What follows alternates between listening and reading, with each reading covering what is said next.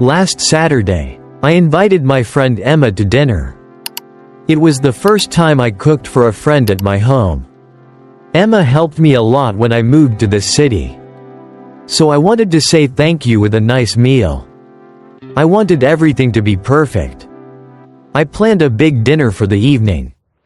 The main dish was roast chicken. My mother cooks it very well. I thought, how hard can it be? In the morning, I went to the market. I bought a chicken, some potatoes, and fresh bread.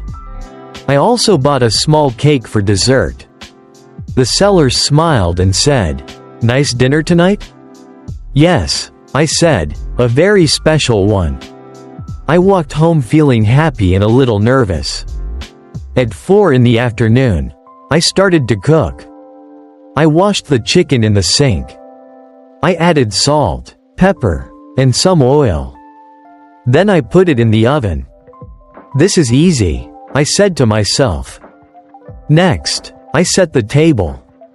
I put 2 plates and 2 glasses. I found some old candles in a drawer. I lit them, and the room looked warm. Everything was going well. Then I made one small mistake. I sat on the sofa to rest for a minute. I picked up my phone. I started to read the news. A few minutes became 30 minutes. Suddenly, I smelled something strange. It was not a good smell. I jumped up from the sofa. I ran into the kitchen. Gray smoke was coming out of the oven. My heart dropped. I opened the oven door fast. A cloud of smoke came into my face. My beautiful chicken was black. It was burned on every side. "Oh no, oh no," I said. I opened all the windows. I turned on the fan. Slowly, the smoke went away. But my main dish was gone. I looked at the clock on the wall. Emma was coming in 20 minutes. I had no dinner and almost no time. I stood in the kitchen and did not move. For a moment, I wanted to give up. I thought about ordering pizza. But that felt sad for such a special night. I took one deep breath. "Think, Alex," I told myself. Then I opened my fridge and looked inside.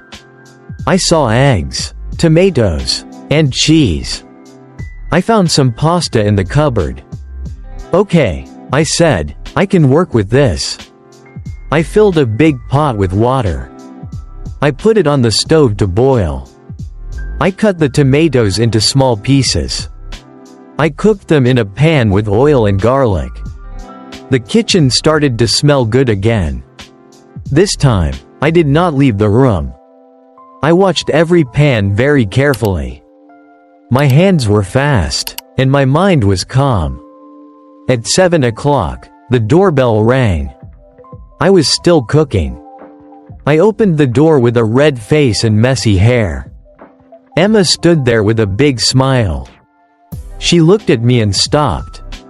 "Alex, why do you smell like smoke?" she asked. For a second, I did not know what to say. So I told her the truth. "I burned the chicken," I said. "Dinner is now just pasta. I'm really sorry." Emma was quiet for 1 second. Then she started to laugh. She laughed so much that I laughed too. "Alex, I love pasta," she said. "And I came here to see you, not a chicken." Her words made all my worry go away. She came into the kitchen to help. Together, we finished the tomato sauce. We put the pasta on 2 plates. We added the sauce and cheese on top. We sat down at my little table. The candles were still burning softly. The pasta was simple, but it was warm and good. We talked and talked for hours. We ate the small cake for dessert. Emma told funny stories about her day.